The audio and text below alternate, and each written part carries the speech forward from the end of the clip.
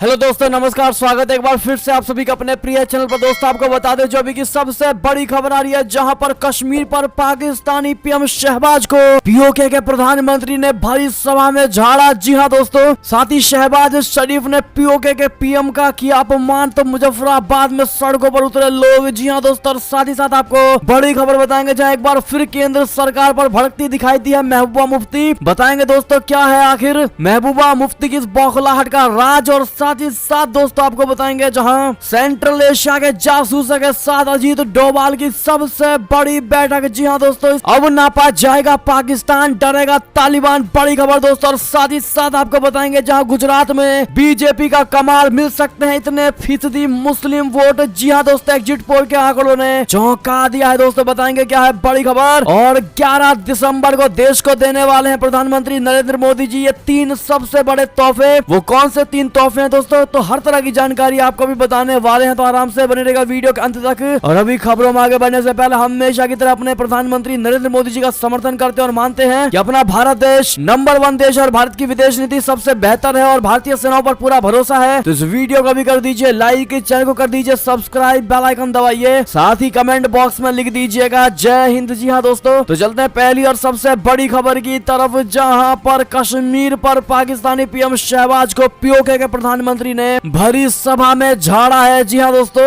और मुजफ्फराबाद में सड़कों पर उतरे हैं शहबाज के खिलाफ लोग। बता दें पाकिस्तान के प्रधानमंत्री शहबाज शरीफ की पाकिस्तान अधिकृत कश्मीर बोले तो पीओके के प्रधानमंत्री सरदार इलियास तनवीर के साथ एक इवेंट में जुबानी भिड़त हो गई। दोनों नेताओं के बीच शब्दों की लड़ाई का दौर तब शुरू हुआ जब पीओके के पीएम इलियास तनवीर पीओके के अधिकार और विकास की बात करना चाह रहे थे। पीओके के मीरपुर में आयोजित एक इवेंट में शहबाज शरीफ अपना भाषण दे रहे थे और इसी दौरान इलियास तनवीर ने पाकिस्तान अधिकृत कश्मीर के विकास और हक का मुद्दा उठाया, लेकिन अपने भाषण में लीन शहबाज शरीफ को उनका बीच में दखलंदाजी करना बिल्कुल रास नहीं आया। लिहाजा उन्होंने पीओके के प्रधानमंत्री को बैठ जाने को कहा, लेकिन इसके बावजूद इलियास ने बोलना जारी रखा, जिससे पीएम शहबाज भड़क गए। पीओके के पीएम अपने हक की बात कर रहे थे। उन्होंने पाकिस्तानी पीएम शरीफ से सवाल किया कि कश्मीर को लेकर बात क्यों नहीं की जाती, पीओके में रहने वाले लोगों के विकास और तरक्की के बारे में कुछ क्यों नहीं किया जाता, इस पर आखिर बात क्यों नहीं होती। इलियास तनवीर ने ये बातें उस दौरान कही जब शहबाज इवेंट में अपना भाषण दे रहे थे। बजाय इसके कि वो पीएम तनवीर की बातों का जवाब देते, उन्हें अपना भाषण जारी रखना ज्यादा अजीज लगा। पाकिस्तान के पीएम शहबाज ने इलियास तनवीर को यह कहते हुए बैठ जाने को कहा कि इस पर हम बात करेंगे। इस पूरे मामले के एक चश्मदीद ने बताया है कि प्रधानमंत्री शहबाज ने जल्दी जल्दी अपना भाषण पूरा किया और तुरंत के तुरंत इवेंट से बाहर चले गए। इलियास ने प्रधानमंत्री को अपनी चिंताओं से अवगत कराने की कोशिश भी की, लेकिन कोई फायदा नहीं हुआ। और इसी पर दोस्तों इलियास ने शहबाज शरीफ को लताड़ा। और साथ ही साथ आपको बता दें इतना ही नहीं, शहबाज शरीफ ने जिस प्रकार से पीओके के पीएम का अपमान किया है दोस्तों, तो मुजफ्फराबाद में सड़कों पर भी उतरे लोग। दरअसल इलियास का कथित तौर पर अपमान करने के विरोध में मुजफ्फराबाद में लोग सड़कों पर उतर आए। बड़ी संख्या में विरोध प्रदर्शन कर रहे लोगों ने पाकिस्तानी पीएम शहबाज शरीफ के खिलाफ नारे लगाए। प्रदर्शनकारियों ने सड़क को जाम कर दिया और शहबाज शरीफ से उनके व्यवहार के लिए माफी मांगी। जी हाँ दोस्तों, प्रदर्शनकारियों का कहना है कि शहबाज शरीफ ने हमारे प्रधानमंत्री के साथ जो व्यवहार किया है वो अस्वीकार्य है, अनएक्सेप्टेबल है। हमने पाकिस्तान के विकास में बड़ा योगदान दिया है। हमारे प्रधानमंत्री को कार्यक्रम में बोलने से रोका गया। पाकिस्तान के पीएम कश्मीर के लोगों को इस तरह से अपमानित करेंगे क्योंकि हमने पाकिस्तान बनाने के लिए अपने ही देश का विभाजन किया। उन्होंने कहा कि पाकिस्तान पीएम शहबाज शरीफ को हमारे प्रधानमंत्री और कश्मीर के लोगों से माफी मांगनी चाहिए। अगर उन्होंने ऐसा नहीं किया तो हम क्षेत्र को बाधित कर देंगे और हमारा विरोध प्रदर्शन जारी रहेगा। ऐसे में दोस्तों शहबाज शरीफ के खिलाफ मुजफ्फराबाद में काफी ज्यादा भयानक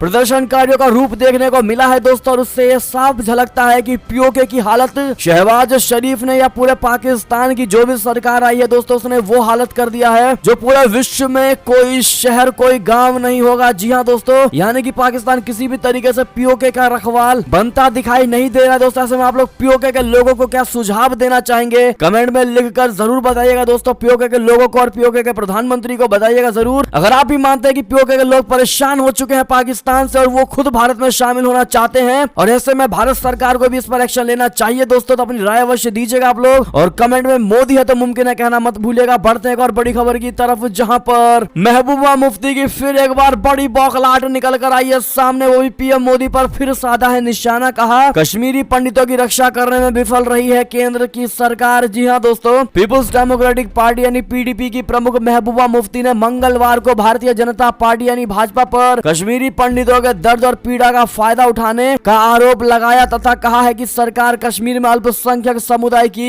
रक्षा करने में विफल रही है। मुफ्ती ने अनंतनाग जिले के कांजीगुड़ में संवाददाताओं से कहा है कि ये सरकार कश्मीरी पंडितों की रक्षा करने में विफल रही है। ये केवल अपने लाभ के लिए समुदाय के दर्द और पीड़ा का फायदा उठा रही है। ये उनकी समस्याओं के प्रति गंभीर नहीं है। यानी कि दोस्तों महबूबा मुफ्ती एक तरीके से विक्टिम कार्ड खेलती नजर आई है दोस्तों, और हर बार की तरह केंद्र को घेरने की कोशिश की गई है। कश्मीर में तैनात कश्मीरी पंडित कर्मचारियों की एक सूची के लीक होने पर टिप्पणी करते हुए महबूबा मुफ्ती ने कहा है कि यह दुर्भाग्यपूर्ण है कि ऐसी जानकारी सार्वजनिक की जा रही है। उन्होंने आगे कहा कि यह दुर्भाग्यपूर्ण है कि केंद्र और जम्मू कश्मीर दोनों जगह भाजपा के शासन के बावजूद वो कश्मीरी पंडितों के मुद्दों पर कोई निर्णय नहीं ले रही है जो पिछले 6 महीने से जम्मू में सड़क पर है। मुफ्ती ने कहा है कि एक तरफ कश्मीरी पंडितों से काम पर आने को कहा जा रहा है तो वहीं दूसरी तरफ उनकी जानकारियां लीक की जा रही है। यानी कि दोस्तों कैसे न कैसे वो जानकारियां लीक हो गई, उसको लेकर केंद्र को ही घेरने लगी महबूबा मुफ्ती, जो कि हर बार की तरह महबूबा मुफ्ती का यही काम है दोस्तों, सोते उठते सिर्फ केंद्र सरकार को घेरने का कार्य होता है। क्योंकि केंद्र सरकार ने जब अच्छा कार्य किया था 370 को हटाया था दोस्तों,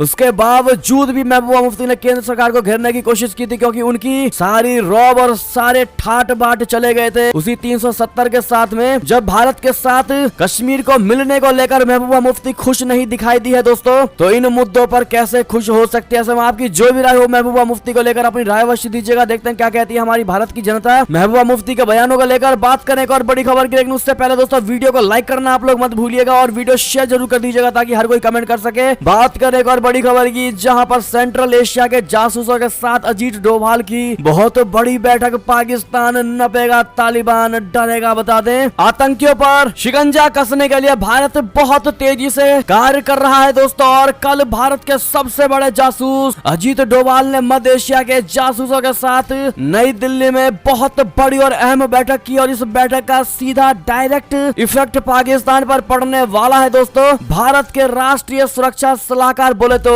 एनएसए अजीत डोभाल ने अफगानिस्तान के साथ साथ मध्य एशिया में आतंकवादी नेटवर्क की पहचान करने और उन्हें खत्म करने के लिए बहुत बड़ी अहम बैठक की है। जी हाँ, जिसमें पूरे तरीके से वित्त पोषण पर ताला लगाकर आतंकियों के कमर को तोड़ने पर अहम प्लान तैयार किया गया है। जी हाँ दोस्तों, नई दिल्ली में आयोजित इस बैठक में कजाकिस्तान, किर्गिस्तान, ताजिकिस्तान और उज्बेकिस्तान के राष्ट्रीय सुरक्षा सलाहकार और सुरक्षा परिषद के सचिवों ने हिस्सा लिया था। और सबसे खास बात दोस्तों इस मीटिंग की ये है कि ये सभी देश अफगानिस्तान के पड़ोसी देश और तालिबान को साधने के लिए भारत के लिए ये तमाम देश काफी बहुत और अत्यधिक महत्वपूर्ण है। जी हाँ, खासकर उज्बेकिस्तान और ताजिकिस्तान के साथ तो भारत के संबंध सालों साल से ऐतिहासिक रहे हैं, और उज्बेकिस्तान में अफगानिस्तान की लगती सीमा के पास भारत ने 90 के दशक में अस्पताल भी खोला था। जी हाँ दोस्तों, जहां पर तालिबान के खिलाफ लड़ने वाले वॉर लॉर्ड्स का कथित तौर पर इलाज किया जाता था। ऐसे में अब पाकिस्तान पर कसने वाला है बड़ा शिकंजा, नपेगा पाकिस्तान, डरेगा तालिबान। ऐसे में ऑल द बेस्ट जरूर कह दीजिएगा आप लोग अजीत डोभाल जी को दोस्तों। और बात करते हैं और बड़ी खबर की, जहां पर ड्रैगन की नई चाल, भारत, अमेरिका, ताइवान और जापान से युद्ध की तैयारी कर रहा है चाइना। जी हाँ, भारत का पड़ोसी चीन सुपर पावर बनने की जिद में दुनिया को बहुत बड़े विनाश की ओर लेकर जा रहा है। चीनी सेना की बदली जंगी रणनीति को लेकर एक बहुत बड़ा खुलासा हुआ है। इसके मुताबिक चीनी राष्ट्रपति शी जिनपिंग आधी दुनिया को जंग की आग में झोंकने की तैयारी कर रहा है। चीनी सेना को सबसे ताकतवर बनाने के लिए शी जिनपिंग ने हथियार और गोला बारूद के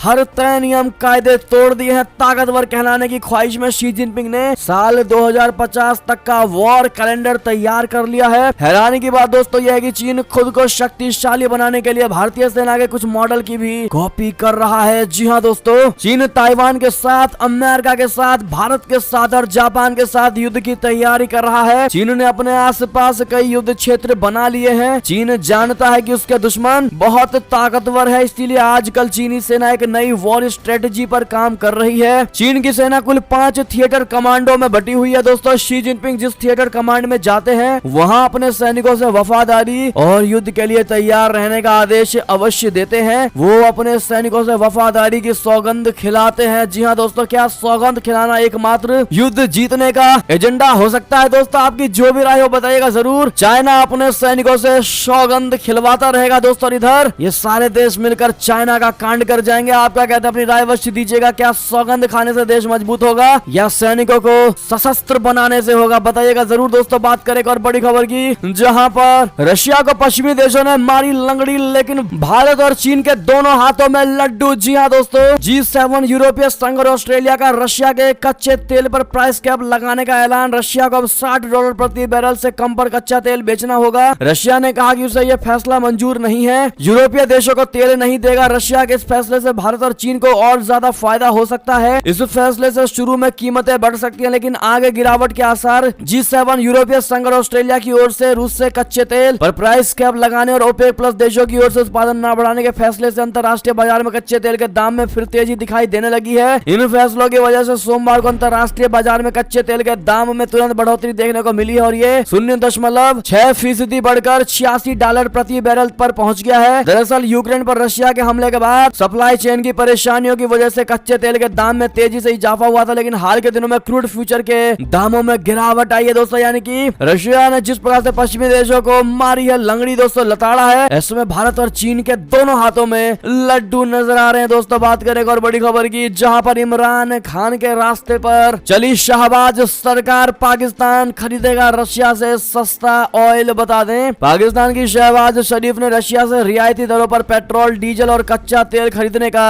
सौदा कर लिया है और इस कदम को सत्ताधारी गठबंधन पाकिस्तान डेमोक्रेटिक मूवमेंट के एक बड़े नीति परिवर्तन के रूप में देखा जा रहा है। इस वर्ष फरवरी में यूक्रेन युद्ध शुरू होने के तुरंत बाद तत्कालीन इमरान खान सरकार ने रशिया से ऐसा सौदा करने का इरादा दिखाया था, लेकिन अगले ही महीने इमरान खान देश के अंदर सियासी चुनौतियों में उलझ गए और अप्रैल में उनकी सरकार गिर गई। इमरान खान ने आरोप लगाया था कि रशिया से उनके प्रस्तावित समझौते के कारण ही उनकी सरकार गिराने की साजिश विदेश में रची गई थी। पीडीएम सरकार ने सत्ता में आने के बाद अमेरिका से रिश्ते सुधारने को प्राथमिकता दी और इसका फायदा भी उसे मिला जब अमेरिका ने F-16 लड़ाकू विमानों के पार्ट पुर्जे उसे देने को मंजूरी दे दी और फाइनेंशियल एक्शन टास्क फोर्स के ग्रे लिस्ट से बाहर करवाने में मददगार बना। लेकिन अब देश में बढ़ते आर्थिक संकट के बीच पीडीएम सरकार ने रशिया से करार कर लिया है। कूटनीतिक विशेषज्ञों के मुताबिक इसकी अमेरिका में कड़ी प्रतिक्रिया हो सकती है। अमेरिका और पश्चिमी देशों की प्राथमिकता रशिया को दुनिया में अलग थलग करना है। जी हाँ, ऐसे में दोस्तों आपकी जो भी राय हो बताएगा जरूर। आखिर शहबाज शरीफ काम तो वही कर रहे हैं जो इमरान खान करना चाहते थे। बात करेगा और बड़ी खबर की दोस्तों, जहां पर मेलिंडा गेट्स ने केंद्रीय मंत्री मांडविया से की मुलाकात, भारत को G20 की अध्यक्षता के लिए दी बधाई। बता दें, अंतर्राष्ट्रीय गैर सरकारी संगठन bill and Melinda Gates foundation की सह अध्यक्ष मेलिंडा फ्रेंच गेट्स ने सोमवार को केंद्रीय स्वास्थ्य एवं परिवार कल्याण मंत्री मनसुख मंडाविया से मुलाकात की और भारत के G20 की अध्यक्षता मिलने पर बधाई दी।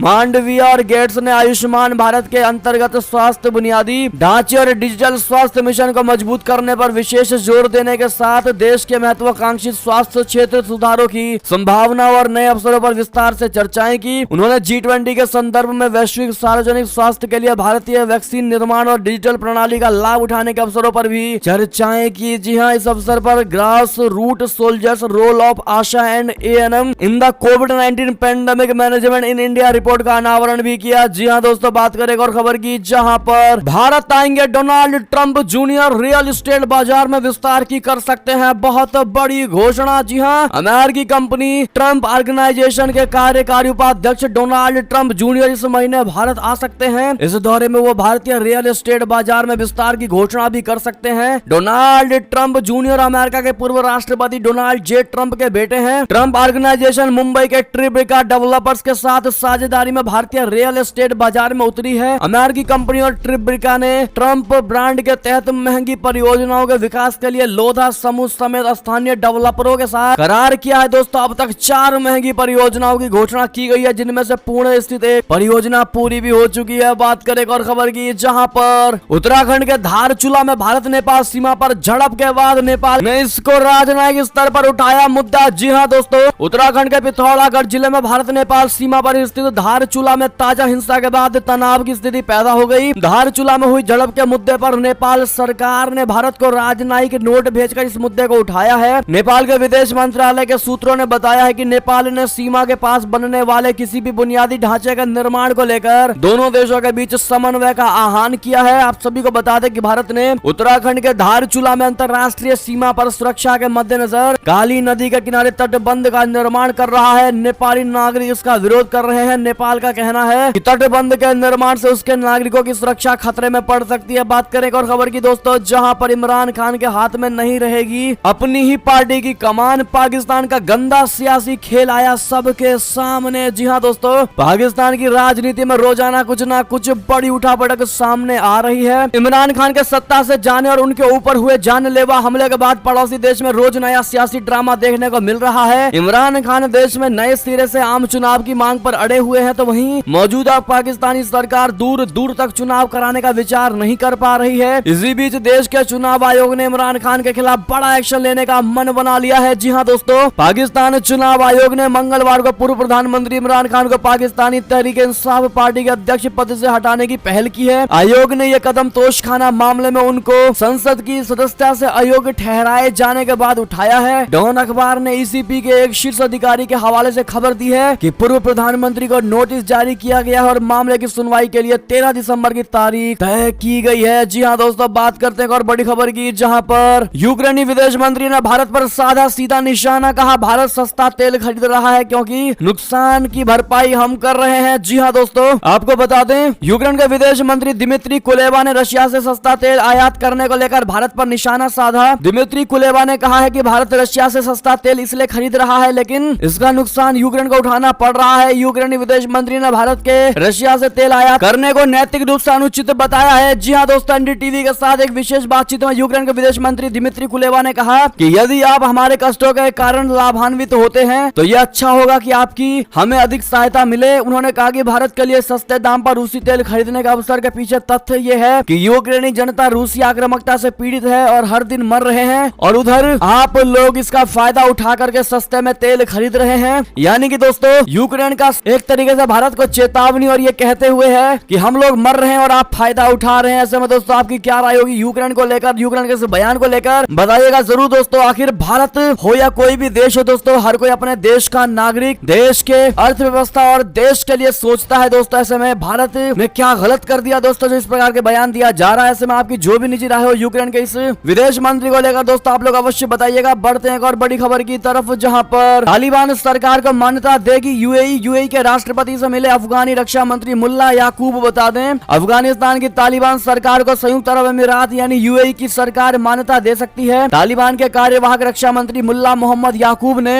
अबू धाबी में यूएई के राष्ट्रपति शेख मोहम्मद बिन जायद अल नहयान से मुलाकात की है। इससे इस बात की अटकलें लगाई जा रही हैं दोस्तों। मुल्ला याकूब तालिबान के दिवंगत सर्वोच्च नेता मुल्ला उमर का बेटा है। अफगान रक्षा मंत्रालय ने काबुल में एक बयान जारी करके कहा कि दोनों नेताओं ने रविवार को हुई बैठक में संबंधों को मजबूत करने और द्विपक्षीय सहयोग बढ़ाने पर चर्चा हुई। जी हाँ दोस्तों, बात करें एक और खबर की, जहां पर मेरी जान को है खतरा, कोई गोली मार सकता है मुझे, एलोन मस्क ने खुद को लेकर किया सनसनीखेज दावा। बता दें, सोशल मीडिया का सबसे बड़ा प्लेटफॉर्म ट्विटर के नए मालिक बने दुनिया के सबसे अमीर आदमी एलोन मस्क ने खुद को लेकर एक बड़ा दावा किया है। एलोन मस्क ने ट्विटर में आते ही कई बड़े और कड़े फैसले लिए हैं, जिसके चलते वह पिछले काफी समय से सुर्खियों में बने हुए हैं। अब उन्होंने एक चौंकाने वाला बयान दिया है। मालिक मस्क ने कहा है कि उनको जान का खतरा है। उन्होंने दावा किया है कि उनकी हत्या की जा सकती है, यहाँ तक कि सचमुच मुझे गोली मारी जा सकती है। ट्विटर स्पेस पर 2 घंटे की लंबी ऑडियो चैट में मस्क ने कहा है कि सच कहूँ तो मेरे साथ कुछ बुरा होने या यहाँ तक कि सचमुच गोली मारे जाने का बड़ा जोखिम है। जी हाँ, अगर कोई किसी को मारना चाहे तो ये इतना मुश्किल काम नहीं है। ऐसे में दोस्तों, आपकी जो भी राय हो बताइएगा जरूर। क्या लाइमलाइट हासिल करना चाहते हैं एलोन मस्क या फिर वाकई में ये बयान दिया जा रहा है। दोस्तों, बात करें एक और खबर की, जहां पर पाकिस्तान क्रिकेट टीम को सबसे बड़ा झटका, वर्ल्ड कप के लिए नहीं मिला भारत का वीजा। जी हाँ दोस्तों, पाकिस्तान की ब्लाइंड टीम T20 विश्व कप 2022 में भाग नहीं ले पाएगी। भारत की ओर से उसका वीजा रिजेक्ट कर दिया गया है। Blind cricket federation of India यानी CABI के अध्यक्ष GK महंतेश ने इस बात की जानकारी दी है। इस टूर्नामेंट का आयोजन 5 दिसंबर से 17 दिसंबर तक 9 शहरों में हो रहा है। GK महंतेश ने मीडिया से बात करते हुए कहा है कि पाकिस्तान का वीजा खारिज हो गया है, वे विश्व कप में भाग लेने नहीं आ रहे हैं। हमने बहुत कोशिश किया लेकिन सफल ना हो सके, ये हमारे हाथ में नहीं है, ये सरकार का फैसला है। टूर्नामेंट में भारत ने शानदार आगाज करते हुए अपने पहले मैच में नेपाल को 274 रन से हरा दिया। शेड्यूल के मुताबिक 7 दिसंबर को भारत पाकिस्तान का भी मुकाबला होना था, लेकिन अब ऐसा संभव नहीं हो पाया है। जी हाँ दोस्तों, तो उधर PCB ने भी अपना बयान दिया है दोस्तों। जी हाँ, उधर पाकिस्तानी ब्लाइंड क्रिकेट काउंसिल यानी PBCC का भी पूरे मामले पर बयान सामने आया है। PBCC ने कहा है कि इस दुर्भाग्यपूर्ण घटना ने पाकिस्तान टीम को अधर में छोड़ दिया है। पाकिस्तान विश्व कप जीतने का दावेदार था क्योंकि पाकिस्तान 2012 और 2017 के पिछले 2 संस्करणों में उप विजेता रहा है और उसने मौजूदा T20 विश्व चैंपियन भारत को साल 2021 और 2022 में हुई त्रिकोणीय सीरीज के दौरान लगातार 5 बार हराया है। साथ ही दोनों टूर्नामेंट में उसने जीत भी हासिल की। जी हाँ दोस्तों, ऐसे में भारत द्वारा लिए गए इस फैसले का क्या आप समर्थन करेंगे दोस्तों? जिस प्रकार से पाकिस्तानी क्रिकेट टीम को बड़ा झटका दिया गया है दोस्तों और वीजा रद्द कर दिया गया है, इस पर आपकी जो भी निजी राय हो क्रिकेट लवर्स हमें कमेंट में लिखकर अवश्य बताइएगा। बात करें एक और बड़ी खबर की, जहां पर गुजरात में बीजेपी का कमाल मिल सकते हैं इतने फीसदी मुस्लिम वोट। एग्जिट पोल के आंकड़ों ने दिया चौंका। बता दें, गुजरात में बीजेपी के लगातार 7वीं बार सरकार बनाने का अनुमान है। मतदान खत्म होने के बाद आए सभी एग्जिट पोल्स में बीजेपी राज्य में बड़ी जीत की ओर दिखाई दे रही है। बीजेपी को गुजरात में एग्जिट पोल में अधिकतम 151 सीटें तक दी गई हैं। यदि ऐसा होता है तो फिर पार्टी राज्य में कांग्रेस के पुराने सबसे अधिक सीटें जीतने का रिकॉर्ड भी तोड़ देगी। एग्जिट पोल में सीटों की संख्या और वोट प्रतिशत के अलावा भी कई आंकड़े सामने आए हैं। सर्वे में वोटर्स के कई सवाल भी किए गए हैं दोस्तों। एबीपी न्यूज सी वोटर के सर्वे में लोगों से जानने की कोशिश की गई है कि दलित और मुस्लिम वोटर्स ने किस पार्टी का साथ दिया है। दलित वोटर्स से जब उनकी राय ली गई तो पता चला है कि बीजेपी को 48% वोट दलित वोटर्स के मत मिले हैं, जबकि कांग्रेस के खाते में 38% वोट आए हैं। आम आदमी पार्टी को 11% दलित वोटर्स ने अपना मत दिया है। अन्य के खाते में 3% दलित वोट